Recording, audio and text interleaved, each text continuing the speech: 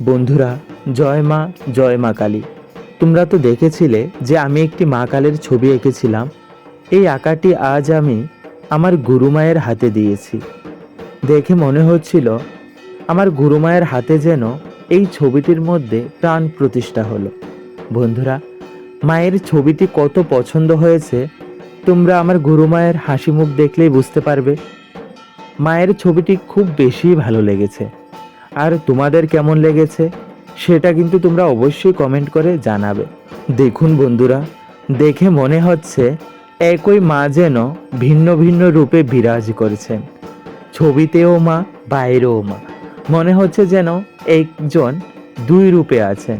বন্ধুরা, তোমাদের কিন্তু আমার এই আঁকা ছবিটি কেমন লেগেছে অবশ্যই কমেন্ট করে জানাবে। বন্ধুরা, আরেকটি কথা বলবো যে তোমাদের যদি আমার কাজগুলো ভালো লেগে থাকে তাহলে অবশ্যই আমার চ্যানেল দিনেশের কাজ সাবস্ক্রাইব করবে। এই হচ্ছে আমার গুরুমায়ের আশ্রম।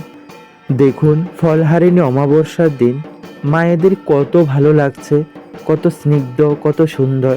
বন্ধুরা, তোমাদের কেমন লেগেছে অবশ্যই কিন্তু কমেন্ট করে জানাবে। বন্ধুরা, আর বেশি কিছু বললাম না। তোমরা অনেক অনেক ভালো থাকো, সুস্থ থাকো।